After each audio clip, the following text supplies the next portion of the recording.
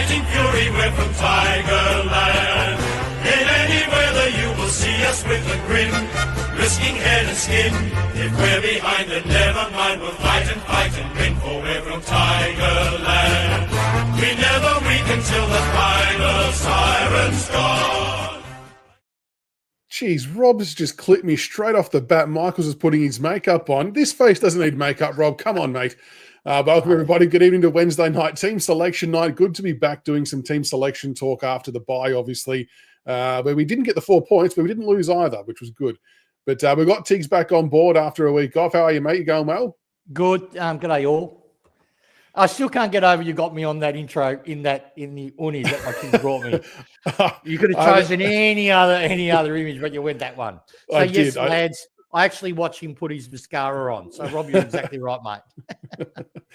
Oh, very good. Well, it's a big game coming up this week. But before we get stuck into what's happening this week, I'm keen to get your thoughts on, if you've got any thoughts on the Sydney game from last week, or how the Tigers have performed up until the mid-season bye so far, and anything else in between, I guess. I've never had a game where I'm so happy and really disappointed at the same time, right? That's basically what it was.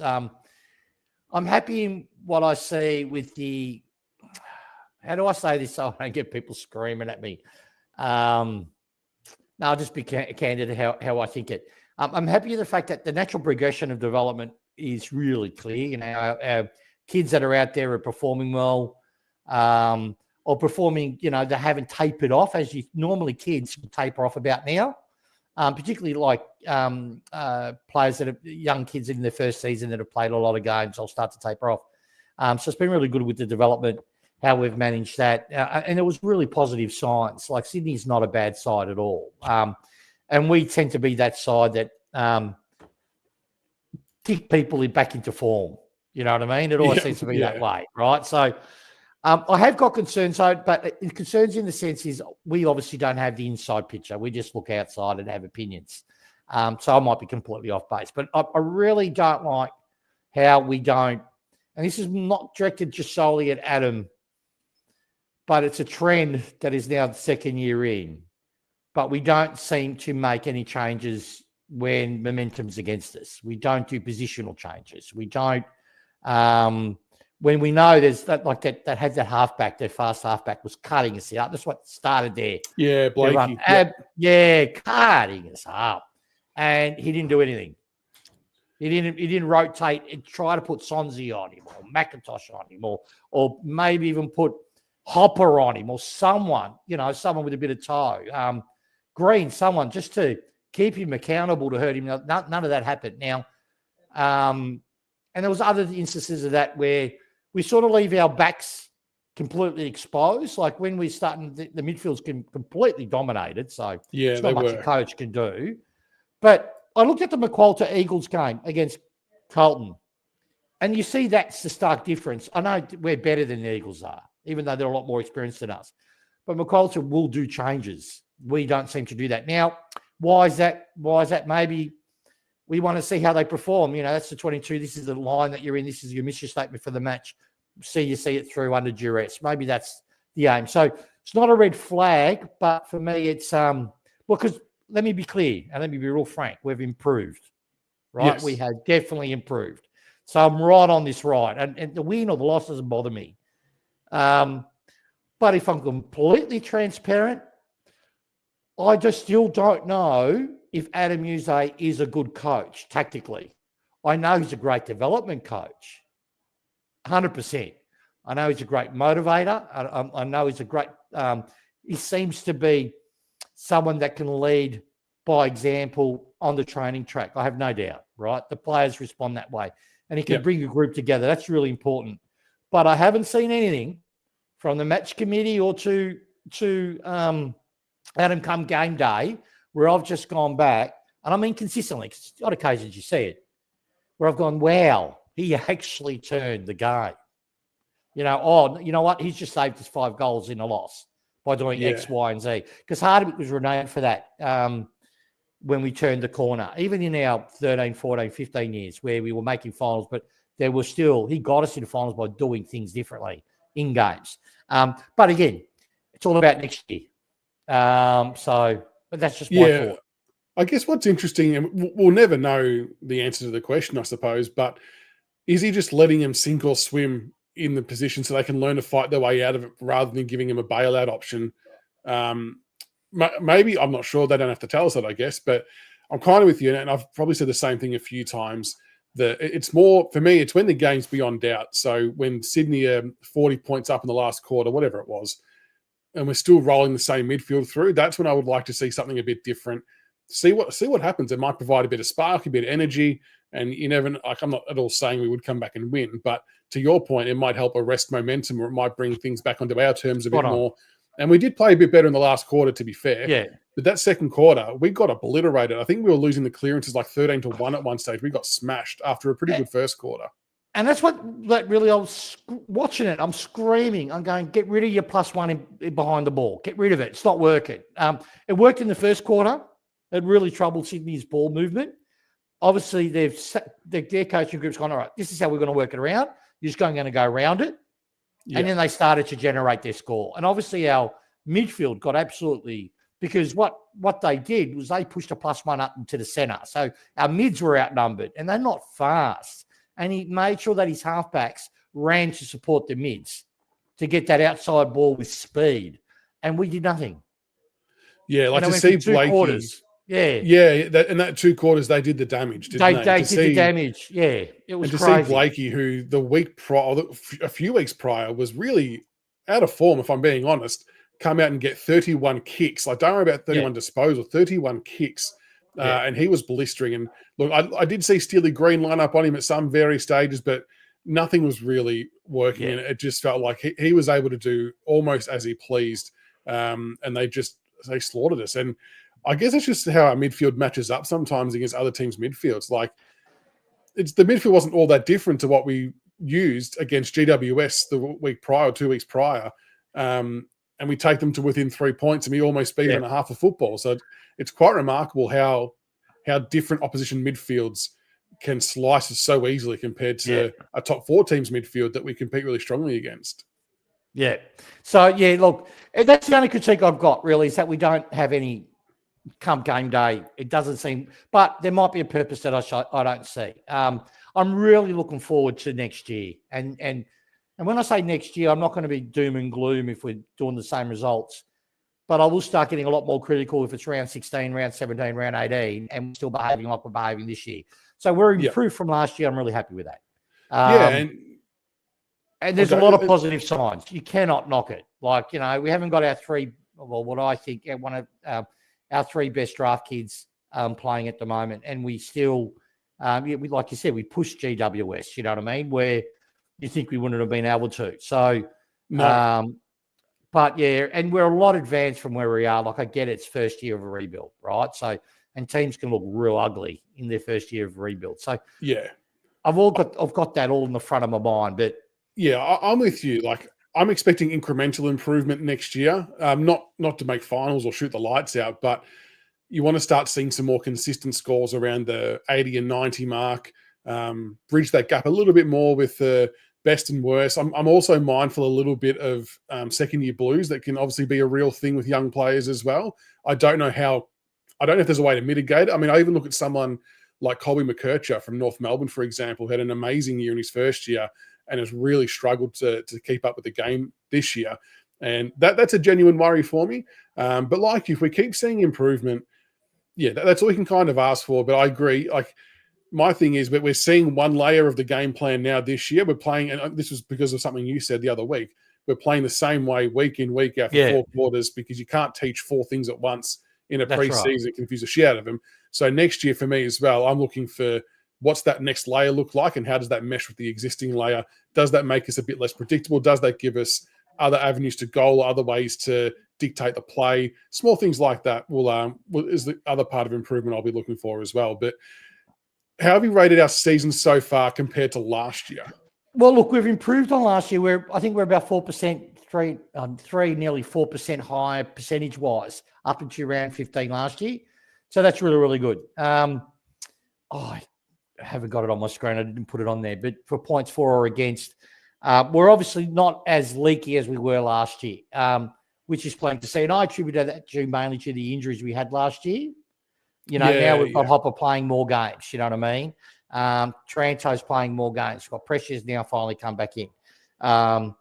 So on and so forth. Our back six are settled. It's been our most stable part of the ground for sure. Like I looked at some of the results last year as well the other week, and we had quite a few games in a row that we were scoring 40 points. I know we had a 36-point game against Sydney, obviously, the other week, but not too much else has been at that level. I think we've sort of done a bit better for the most part. And you've got to remember as well, we're doing that with 1,600 games less experience than what we had the year prior.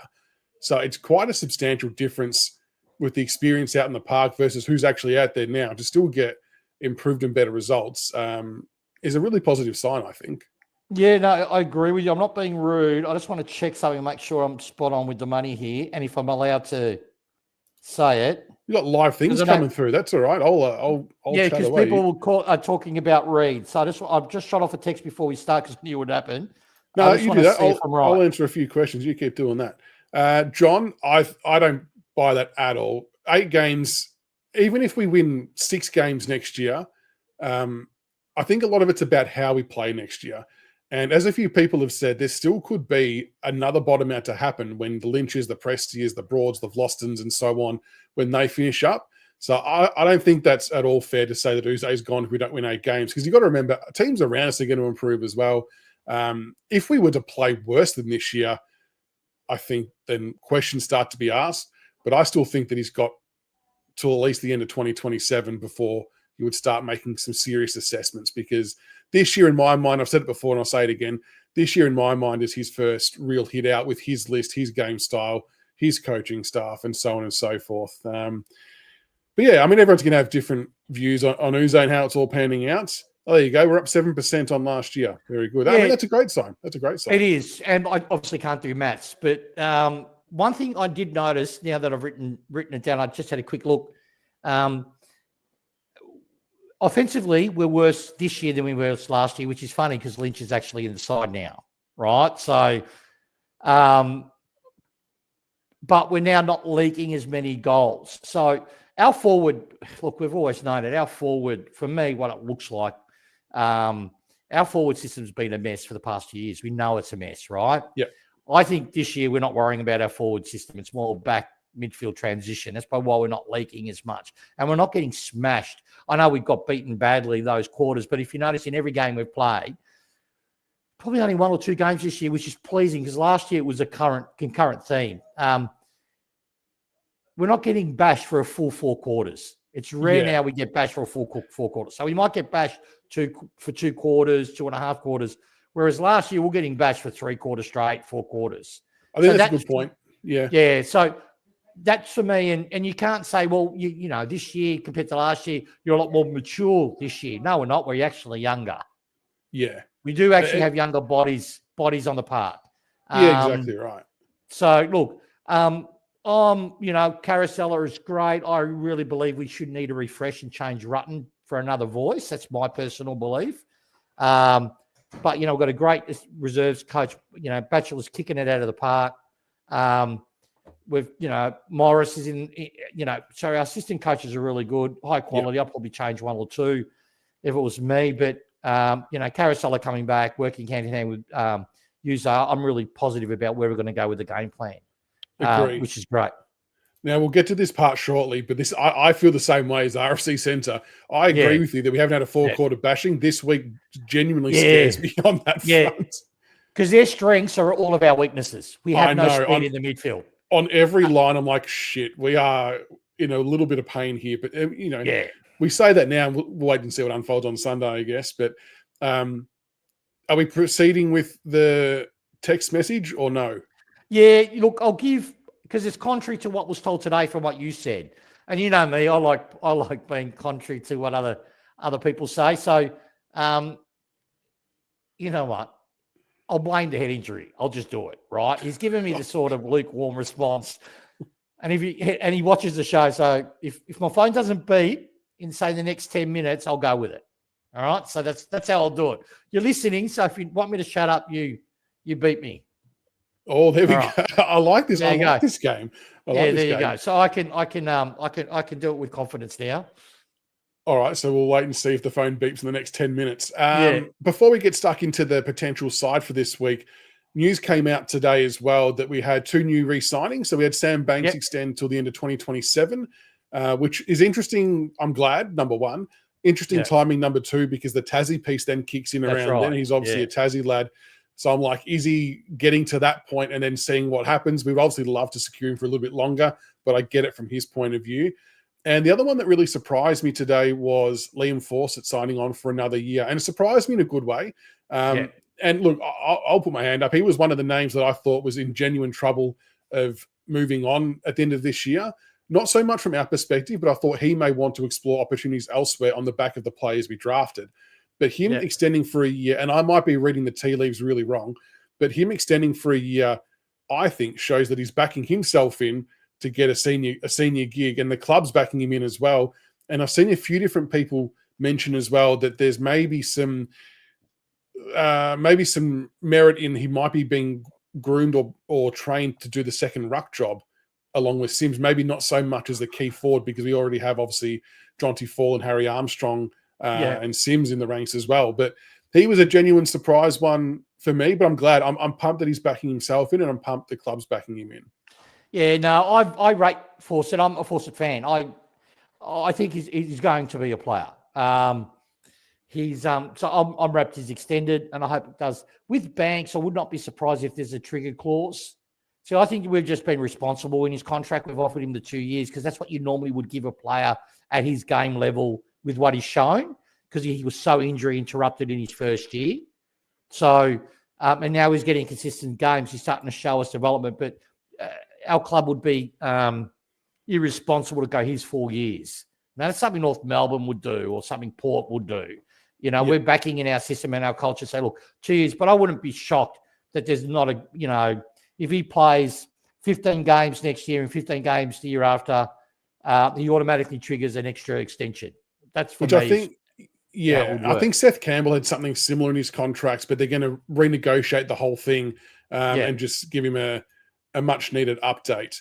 A2, you've mentioned thoughts on Uze's comments on Blight. I truthfully haven't seen the comments, A2. What were they? Able to chuck him in chat and we can give you some thoughts on it, but hopefully they're not bad thoughts. But good to see 2 players re-sign. I think that's a really, really good sign. And the other thing, obviously the VFL coming up this week, Tiggs. I'm not sure how excited you might be if you've got the leather pants out for Taj Hotton potentially. I've got the leather pants on now. I've got it on now. You've got to be super positive. We're just waiting until tomorrow just to get official confirmation that he's picked for the VFL, but he's just got to get through the main training session. Simon Wallace, I'm not sure if you're watching, mate, but as I retweeted, your retweet of the Richmond Footy Club's post of Taj Hotton's highlights was a ripper, and I had to follow suit. If you just go rewatch his highlights, the kid's a freak. If he delivers what his highlights suggest he will deliver, clubs are going to be absolutely filthy on themselves that they weren't bold enough to take the risk. But like we sort of said for a while, Tiggs, we were obviously in a very unique position where we could take the punt having 8 picks, and this could be one that pays big dividends. Yeah, look, we potentially have the number 1 midfielder in the draft. Yeah, I know. You got to let that sink in, which basically we've double dipped with the number 1 pick. He's a number 1 quality pick. If he hadn't been injured, people were talking about him because he missed the whole season other than the first 3 games. His first 3 games. So he was straight away number 1, and it was clouds before the number 2. That's how dominant he was. What's also beautiful is we've got a fast, high-quality footy IQ mid who's even on left and right foot, who's as clean outside as he is inside. He's slight of frame, but he looks, I don't know, to me, he looks like he has good biomechanics in the sense of the way that he moves. Yeah. What I mean by that, Cochin was brilliant. Cochin's economy of foot, like Cochin, people used to say he looked like Gary Ablett when he ran, you know, how he slouched over, but his ball drop from hand to foot is very, very small, and it's pretty accurate in play. Taj has that on either side of his body, which is brilliant. I'm super excited. I just hope injury gods are kind, and bloody hell, my dog's just popped in. He agrees. the injury gods are kind and everything just pans out for him because he deserves a break. The other one I'm really proud of, which I'm really excited for, is Smiling. I think how we're managing him, he's shedded a lot of weight. We should take the loads off his legs, hopefully. I know from what we hear, we're very big on how you run, your biomechanics of running, how your motion is. So that he's obviously been trained that way now.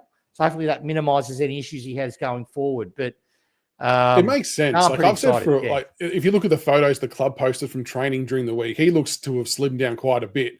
And like we said for a while, that we were expecting him, and he was maybe expecting of himself, to run AFL, VFL midfield like minutes or kilometers, whatever you want to call it, as a key forward size. Like Josh Tracy, we're talking about running around as a midfielder, not going to happen. So it's not really any wonder that the load through his legs was a little bit strenuous. And I think this little mini preseason or fitness plan, whatever they're doing, is going to do him the world of wonders. And I fully anticipate him bursting back onto the scene and doing what we thought he would do from the get-go, which would be good. Okay, so on Jacob Blight, Uzo's comment was in relation to he's just got to bide his time and play consistent footy. He's a great kid, does everything right, and hopefully when he comes back in, he stays in.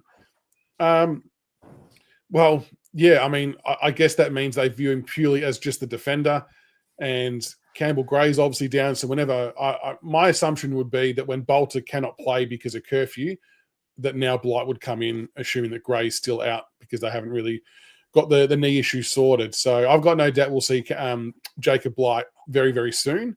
Yeah. It's just a matter of when that pans out. So yeah, he's depth. That's what Blight is. He's depth, and I think he knows his depth. I still think if we can do something from what is it 10 minutes yet? No, he hasn't said anything yet. I think he might. Yeah, I think that's more selling. No disrespect, but for me, that you could read that as not a selling thing, but he has, he's a good kid, plays consistent football. I reckon he's got AFL qualities. He has. He's an AFL player. There's worse players than him playing in the AFL in a starting 22. And it's just a beautiful thing about West Coast, right? And it's got pointed out to me the other day. They have, they need a culture shift. They need to shed a lot of these old West Coast players. So I'm avoiding that word. That's why I haven't said it. Right, I'm right on that. So I reckon you've dropped it about 5 times. But that's all right. You've got to leave. Have I really? Have I said the I word? In my brain, I'm thinking I haven't said it at all. You can do it. That's all right. You've got to leave fast. It's fine. Sorry, I apologise. That's awful. I feel mortified. I literally believe I haven't said the word once, but that's obviously. But yeah. Right. No, look, he's a great kid, but I still think he'll be trade bait if something happens with West Coast. Yeah, that's my personal opinion. I think so too. We'll take a look at the team first, then we'll see if your phone goes off after that, and then we can revisit the Harley Reed thing. Yeah, perfect. Yeah, perfect. So just forewarning, if anyone wants to maybe hear something on a Harley Reed update, hang around because we might get the green light. We also might not, but we might. So hang around. But this week for the team, Tiggs and I actually landed on the same team. So I haven't got 2 slides. I've just got the one, and we'll just discuss it. But the changes that we both ultimately ended up going with was out Smith, Fall, and Green, and in Jasper Alger, McKelty Lafau, and James Trezise. What kind of triggered some of the changes for you? What were some of the thought processes behind some of these guys coming in? Yeah, first of all, thank you. Thank you for doing that. I have to pick one player out, and I never single out a kid, but in this case, I'm going to do it because I've been super impressed with him. But the position when playing Traynor, for me, is not working. His disposal against Sydney was probably the worst I've ever seen him play. He missed, I think, every kick he did. He nearly missed every target. That's how it looked for me. So that just tells me he at least was getting to the contest. He just might be just fatigued. I mean, and it has been a long season for him because he's played nearly every game. So I kept him in the side, but I want him to rotate with someone like we've got, is Bolter playing against, I wasn't sure because I think he will. It's a 320 game. It's a 320 game. So in theory, it should work. It'll be, well, no, it won't be close because it's 10 p.m. He's got to be home. I keep thinking 7:30 for some reason. It'll be fine. Yeah, so what I'm hoping that happens is he plays on, and before everyone screws at me, I hope, because I think this is why Uze was starting him in the interchange. If you notice, a few of his last games, he was interchanging and swapping with the backman. I think we identified that he really can't play as a midfielder on the wing. He can't do Who's it. that, Trainer? Trainer. Yeah, he doesn't have the disposal. I'm the other way. I like him. Yeah. It's funny. I've had my other mates tell me, Michael, you're being a bit silly. And I said, no, every disposal seemed to go, I'm not knocking him. I just hope we keep him, rest him on the interchange. He rotates with Bolter or he rotates with Broad, for example. So, and he gets a bit, he's not a wingman. He again, he may develop into one, but what I see from him, he responds better when the ball's coming at him, right? On the wing, you've got to be able to transition the ball and you've got to be clean. So you hit a forward or you hit a midfielder on a lead. He hasn't shown that for me consistently. He might do the odd kick, but his disposal against the Swans was awful. Terrible. Well, I think even AFL wide, he's not ranked very well because he misses some of the shorter passes. But I respect that he's trying to bite off the difficult passes, and I don't want him to change from doing that either. It'll come. No, There's one things that'll come. I'm not saying he's a bad kick, but what I'm saying is he's a backman, right? So he's used to the players leading towards him, so he can predict where the kick's going. And his disposal is good. The other boy that I'm surprised, I'm gobsmacked, I've kept him in the side, gobsmacked, is Ross. He's on close. Shaky ground, super shaky ground for an experienced mid, because that's what he is now. And I said this 2 weeks ago, or is it now 3 weeks ago? I was worried about him. I said, I'm going to give him one more crack against Sydney because his form and his disposal and his impact in games have been doing this for the last 3 games prior to the Sydney game. And it came to fruition. He was a non-event. I think he had 5 or 6 disposals or something. It was quite low. Time. He was 2. Yeah. It was like 2 disposals by quarter time, by half time. And then he only managed to get 3 more. Hopefully he went away and the coach looked him in the eye and said, you had a shocking game. And I rewatched that game. He really had no defensive role because he didn't really tackle. It wasn't like he was mining someone. And that's what I meant with probably my frustration was. I would have put him on Blakey and said, you just follow him all around. You're obviously not getting the ball. Just negate. We didn't do that with him. So let's say, he's got a job this week because if he plays like he played against Sydney, you'll get cut up. See, Ross is an interesting one for me because I think he's close as well. But I watched like the Richmond mid-season video that they put out and some of the key stat areas, and he's actually like leading the way or almost leading the way for things like score involvements and inside 50s and things like that. So I'm kind of guessing he's maybe ticking some metrics outside of what the eye test says. But I also want to add to that maybe those stats look like that because of how he was playing pre-Prestia coming back in. Spot on. I think Dion Prestia coming back in has obviously now booted him from the midfield, and now we've almost got 2 Tyler Sonzi-esque situations where we've got 2 midfielders playing at half forward who don't necessarily know how to play half forward, and they're kind of in no man's land. I don't mind having one of them like that, but I don't know if we can persist with 2 unless they can work it out. And that's why I've been crying. I'm always bringing it up every show, and I'll continue to do. We cannot play Hopper and Taranto in the same midfield. We cannot do. What I mean is full-time centre square centreman all game. One has to start forward. I don't disagree. But the CBA stats, they are both through the roof in terms of CBAs for us. They're generating all the same ball. Yeah. Right, if you get me. So they're generating all the same ball, all the same quality of ball. Right? That's why we lose first possession more than any other team. Right? We're getting smashed. Our turnover in centres, awful. Right? Because they're both bulls to get the ball, kick it forward. Get the ball, but they're not get the ball spread, released by hand, like a pressure is, to generate offensive, intelligent run. They're what you need. You need one of them, or in some cases 2, if you have really speedy wingers, which we don't have. But playing a more game, it's just for me. Like, you know what I would do? Call me stupid. Hopper's shown he's a good kick forward.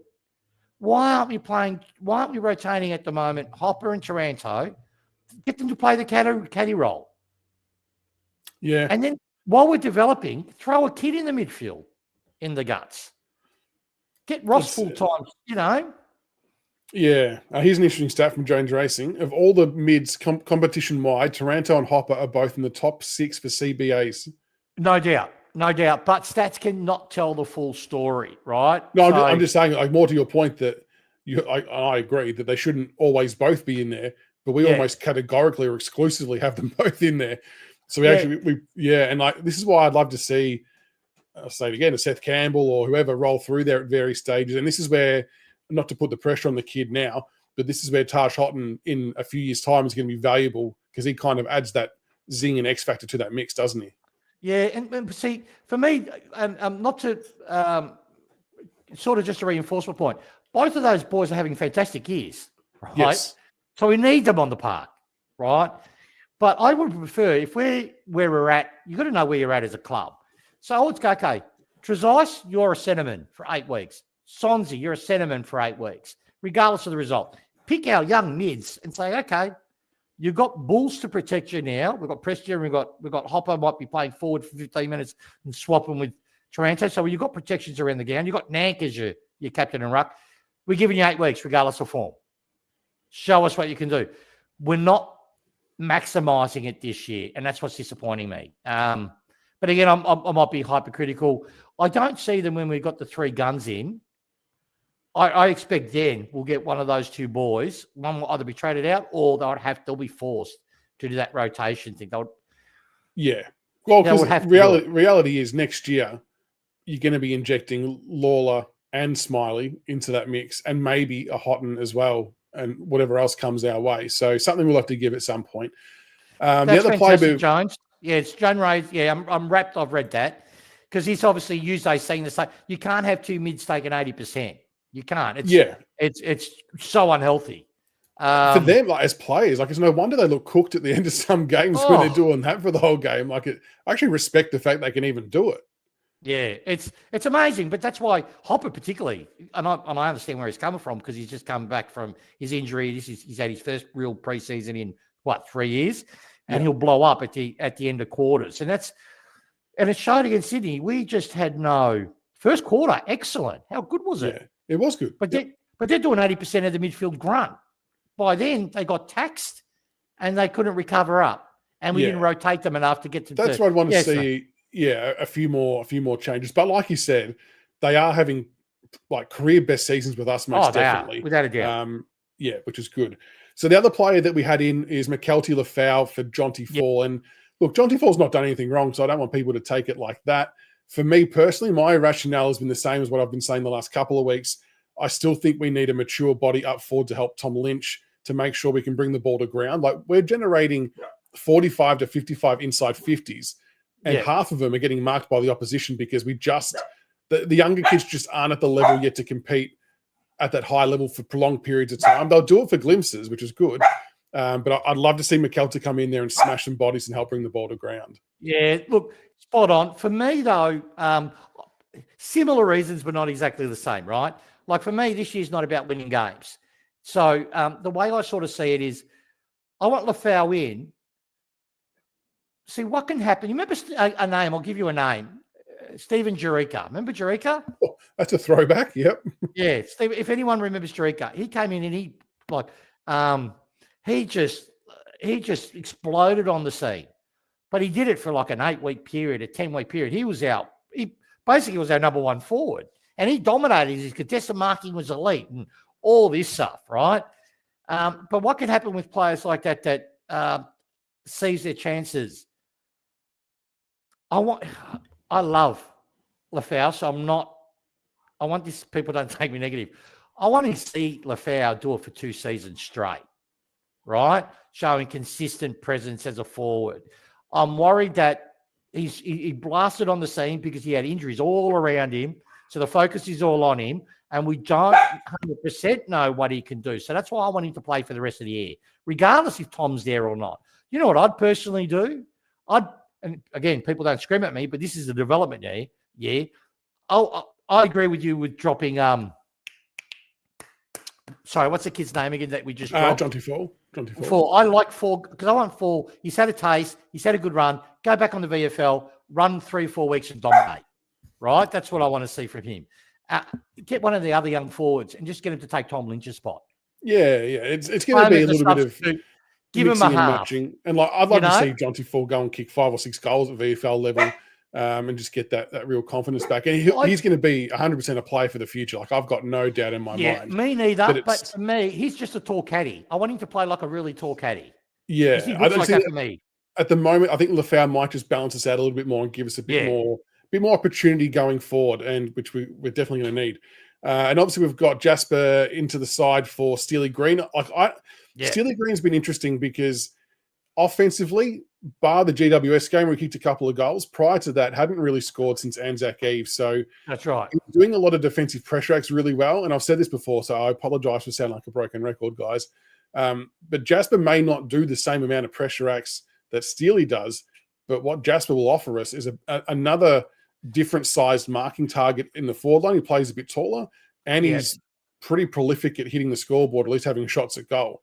I think he's had about 28 shots at goal already this year in the VFL and converted a lot of them. And on the back of a 3-goal game the other week against the Swans, I actually think the bye might have done him dirty, though. The bye could be the only thing that keeps him out because he couldn't continue on the form.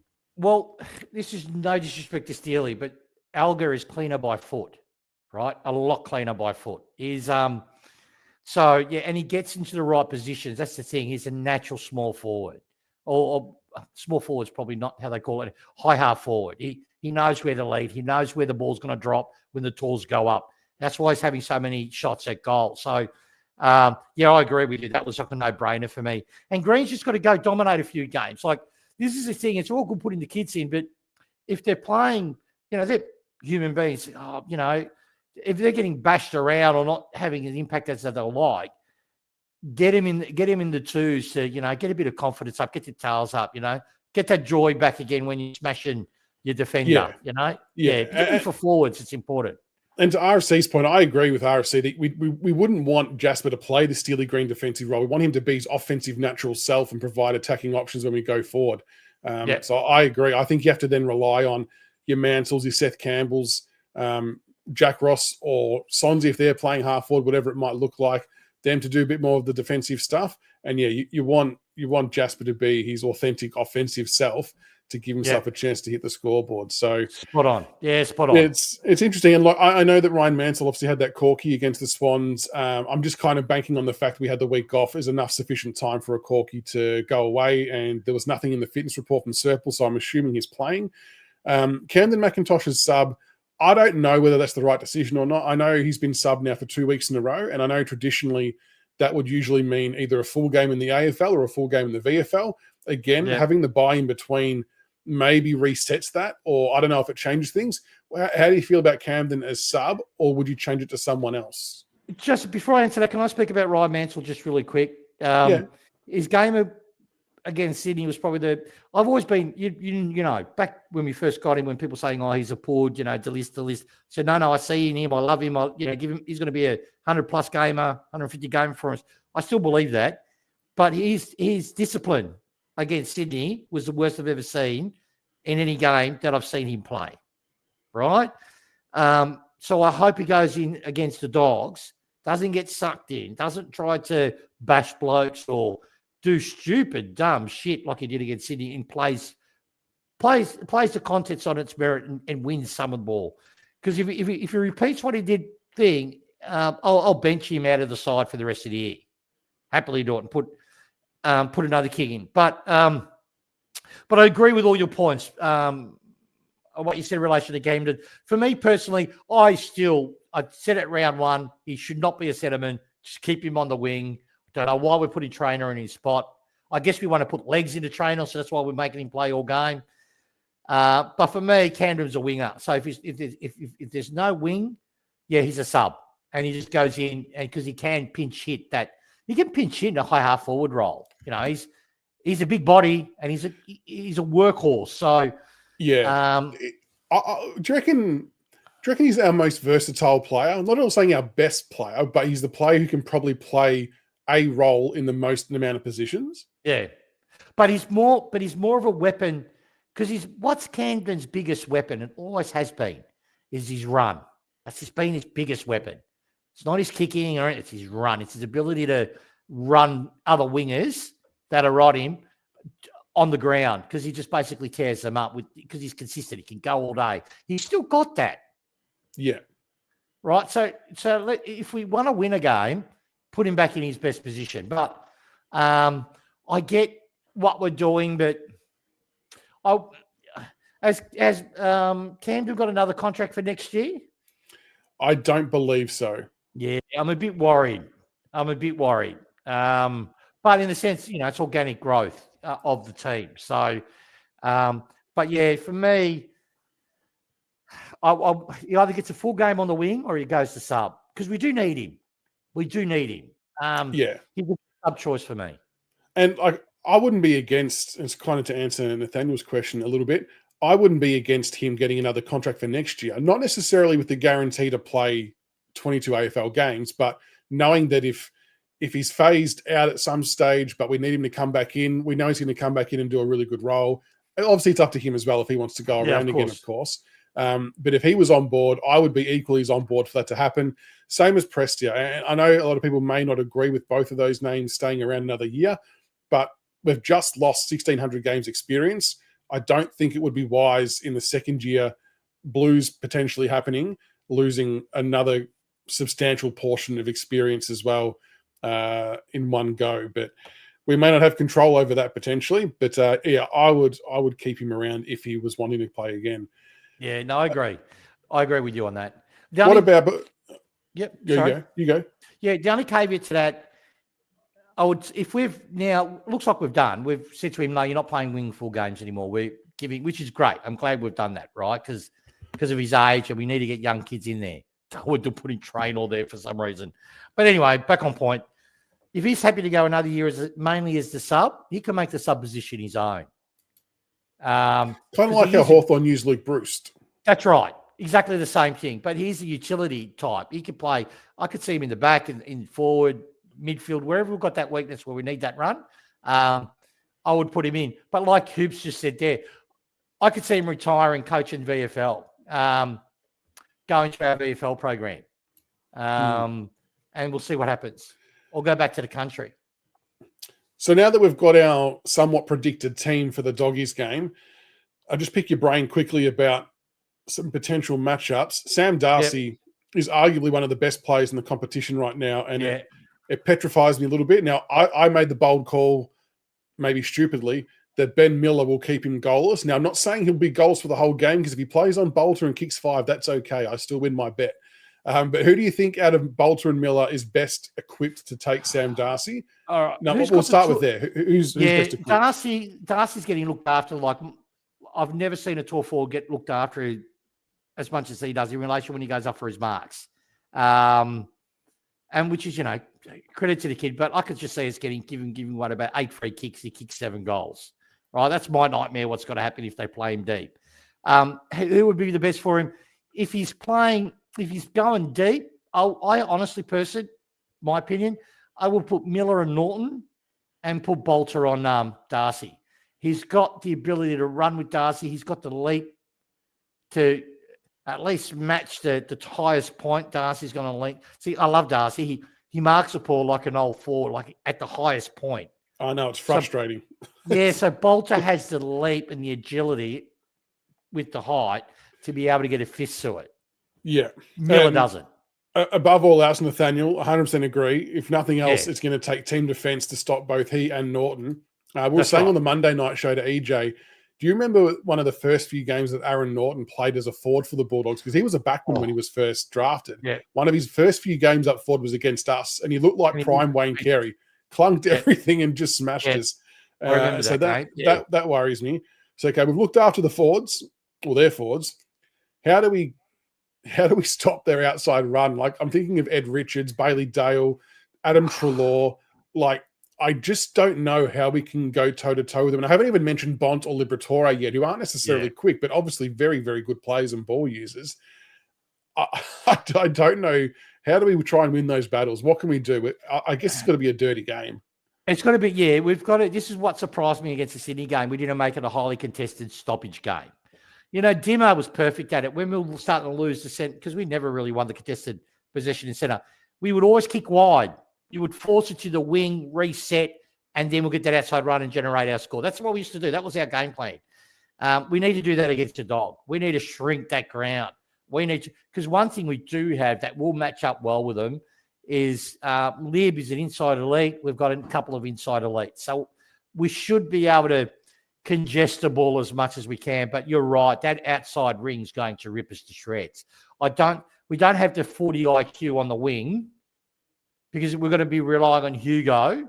And if we go as named, Traynor, keeping their width, so they'll be able to clamp down on any outside run. I don't see it happening.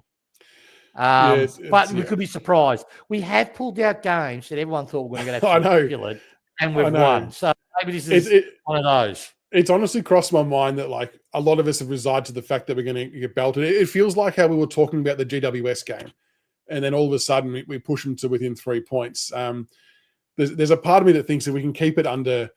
If we can keep it under 50 points, 40 points, you might not have done too bad. But it's all about how it unfolds, I guess. Like you want to see a good effort for 4 quarters. And at some point in time, you just have to acknowledge that sometimes the better team will win and where we're at with our football. And it could play out that way. But, yeah, it's going to be a very, very interesting game. And then you've got Rory Lobb playing, who's reinvented himself as a player, who'll probably play on Tom Lynch, I'm guessing. Yeah. And this is why I think it's important for an experienced body to come in to sort of partner with him. Because otherwise, a team like the Bulldogs are just going to cut that off and render our small forwards completely and utterly useless. Yeah, exactly. No, I agree. Look, we've got to start protecting Lynch, right? Because every club's doing it. How you defend Lynch is just illegally pushing him out of the contest, and the umpires are letting it go. So we need someone to block for him. Because our forwards are so young, they're not doing that. Which I'm not blaming them. It's just because they're obviously training it, but they're not doing it all the time in games. So he just needs to get some of that protection. If he does, he'll start clunking them. I've actually been really happy with Lynch, with how he's conducted himself, with the haphazard supply that we've supplied him, considering how poor quality it's been. But look, the only hope we have is that, and the biggest weakness of the Dogs is 2 things. One, they are susceptible to the turnover because they run their ball so quick, right? So if we play a team defense and we expose them on that turnover, their defenders can get exposed. And we do have now with Lefoe and Lynch, we now have 2 big forwards that can trouble them. So this will be an ideal opportunity for Alger, Mansell, Campbell, and if Ross is half forward, to actually expose them, to get that ground ball and start to generate some scores. But it all comes down to, can we contain their run? Yeah, it's going to be fascinating to see what work we do here. But and look, Paul, I know the Dogs aren't in the 8, but they're sometimes victims of their own game style. But on paper, they are a scary side. And I guess the reason why I think the margin's so big, to bring that comment back up, is because for some reason on every line, they look to be our kryptonite. Like I just can't see ways in which we have an upper hand in any line. Whereas other games, I'm like, oh, you know what? There's a bit of a weakness in Sydney's forward line. Their defender should stand up well there. We should be able to get on top in that aspect of the game. For GWS, I thought we might be able to get on top in another area. I just can't pick an area in this game that we can actually get on top of them in. And the thing is that they're not in the 8 too, because people forget for the first 9 games they were decimated with injury. Decimated. Yeah, they were decimated. Crushed most of their lines. So they've now, our luck, we're probably playing one of their best sides that they've had all year in. But look, for us, if I see method, if I see we don't keep our heads up, we keep our heads up. If we've learnt lessons against Sydney, like when we turn our tails up, what do we do? That'd be enough for me. Yeah, agree. All right, well, before we let you go, we might even see if anyone's got questions they want to ask as well. But I assume that your phone hasn't beeped in the time that we've been talking. Oh. No, it hasn't. So I know, from all I can tell you is from what I heard as recently as 20 minutes before the show, we're still in the hunt. I know people aren't going to mention us and all this sort of stuff, and it makes people didn't mention us really with Lynch either. It was, if you go back early days, it was all Geelong and Collingwood. Then we started coming in. But that's our modus operandi, how we are. We've expressed our interest. He knows our interest is there, and we just the managers and Blair and all that get to work. But from what I heard, which really curled my toes up, which made me pretty happy, is that Essendon is pretty convincing. He doesn't believe the noise is Essendon's no longer in the race. Very interesting. Where it is, Cats are row locked. So they've got their sights set on him, as in locked, as in they're just targeting him.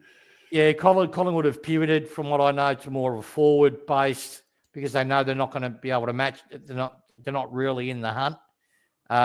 So yeah, I will be. Yeah, but in saying that, the bad news is, from where I get my mail from, he wouldn't be surprised if Harley doesn't get traded this year, he most likely will be staying at West Coast on a monster deal. Yeah.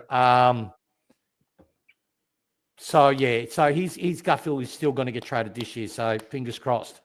Hopefully, it's not for 15 mil over 10 years. Yeah, that's what I mean. I didn't see that comment, but yeah, he told me monster. And you know who I'm referring to, and you know what he does. Yeah. So, he knows about the cash. When he says monster, are you talking about from us, or do you mean from the West Coast? Yeah, he's heard the numbers. He's heard the numbers, and he's never heard the like of those numbers before. Yeah, okay, that's good. Have you? You've always been pretty good with the Dusty stuff. Have you heard anything about him coming back in a mentor coaching type role? Yeah, people jumped the gun. Yeah, people jumped the gun really thing on it. From what I do know, it's how do I say this without breaking confidence?